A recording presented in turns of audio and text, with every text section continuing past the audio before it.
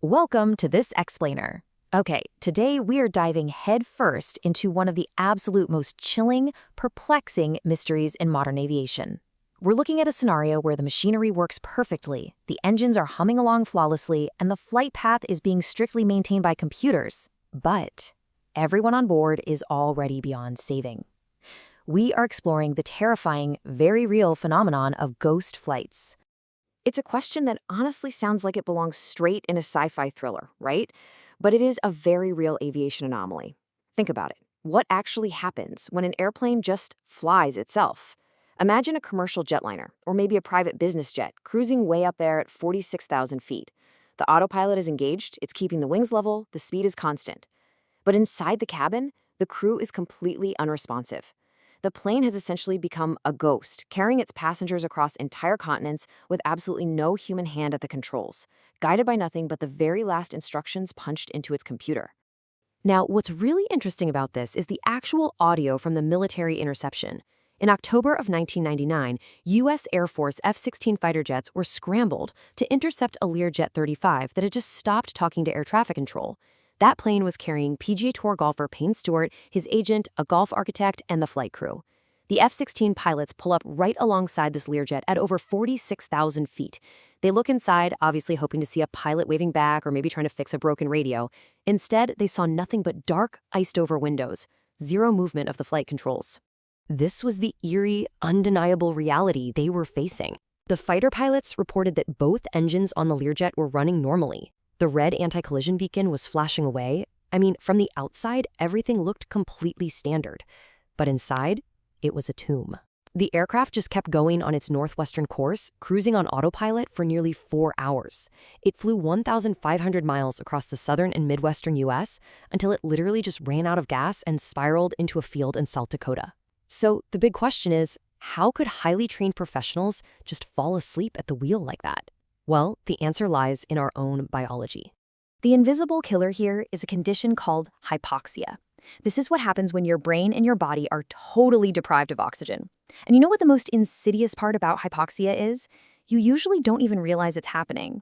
When cabin pressure drops, it doesn't feel like you're choking or suffocating. Instead, it triggers this really dangerous sense of confusion, or sometimes euphoria, or just extreme lethargy. Your cognitive functions just break down and fast.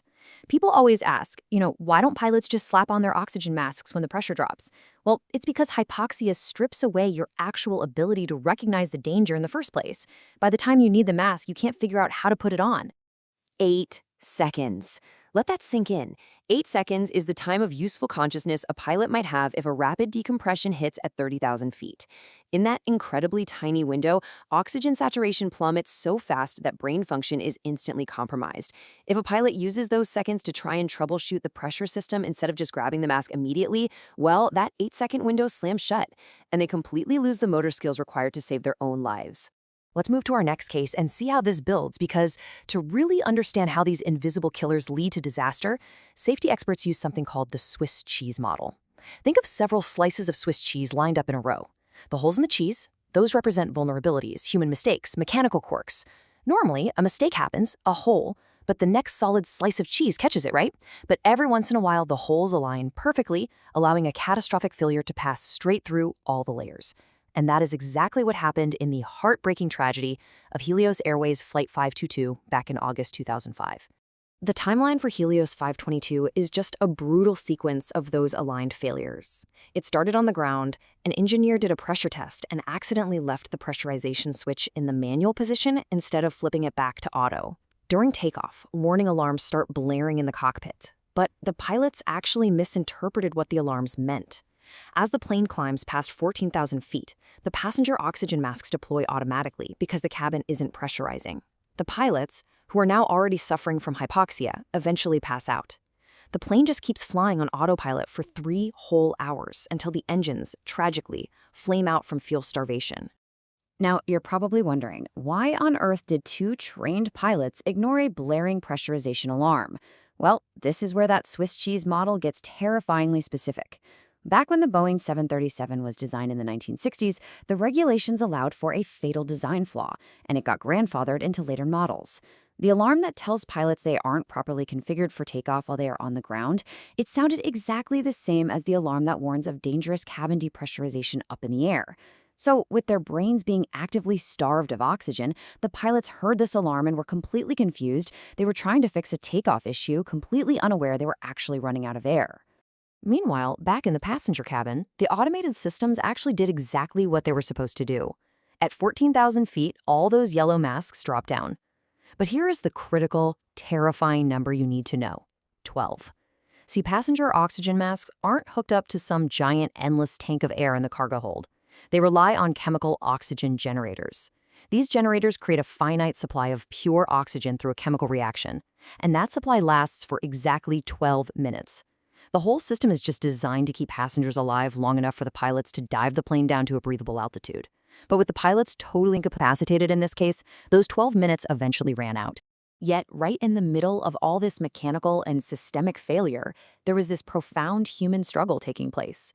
While the passengers and the flight crew succumbed to the thin air, one flight attendant, Andreas Prodromou, actually managed to stay conscious. He did this by using the portable compressed oxygen bottles that are kept in the cabin for emergencies. Fighting against literally impossible odds, he managed to get himself into the cockpit. He was awake, the plane was still flying, and he tried desperately to take control and save the 121 souls on board.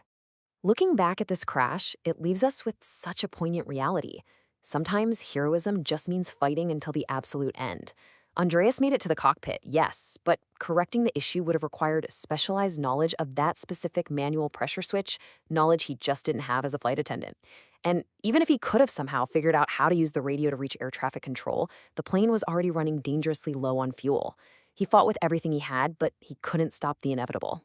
So how does a ghost flight finally reach its conclusion? It actually follows a very strict mechanical sequence. First, the aircraft just completely exhausts its fuel supply. Because of that, the engines wind down and lose all power. And we actually know exactly what this sounds like, because the 1999 Learjet's cockpit voice recorder captured the eerie sound of those engines dying out. Without engine power, the plane naturally slows down. As it gets dangerously close to stall speed, the control column physically, violently shakes to warn the pilot. That's a mechanism literally called a stick shaker. Finally, unable to maintain its altitude anymore, the autopilot automatically disconnects, and the aircraft enters a steep, uncontrolled spiral toward the ground. So the crucial point is that accidents like these, they rarely just happen out of nowhere. When the National Transportation Safety Board, the NTSB, did their massive investigation into the 1999 Learjet crash, they found a whole history of underlying problems. They strongly criticized the operator for uncorrected maintenance deferrals that were specifically related to cabin pressure problems. The plane actually had a track record of pressurization issues that were just never properly tracked or permanently fixed. It highlighted a systemic negligence that piece by piece paved the way for that tragedy. But if there is a silver lining here, it's that the aviation industry is incredibly good at learning from its darkest days. After the Helios 522 tragedy, concrete, industry-wide safety changes were rolled out. Boeing went in and updated the 737 maintenance manuals to explicitly mandate returning that pressurization switch to auto. The FAA stepped in, mandating that aircraft must feature separate, distinct warning lights, ensuring a cabin altitude warning could literally never again be confused with a takeoff warning. Normal checklists, emergency procedures, the whole shebang was significantly overhauled to make sure the specific combination of Swiss cheese holes could never, ever align again. Which brings us to a final, pretty provocative thought for you to reflect on today. In both of these tragedies, the automation did exactly what it was programmed to do, right? It flew those planes perfectly, smoothly, for hours. But it was the human element, a flipped maintenance switch, a delayed reaction to dropping oxygen, a confusing alarm sound from the 60s that initiated the disasters. So as we continue to build increasingly automated and incredibly complex machines, can we ever truly engineer human error out of our critical systems? Think about that. Thank you so much for joining me for this explainer. Keep learning, keep asking questions, and I will see you next time.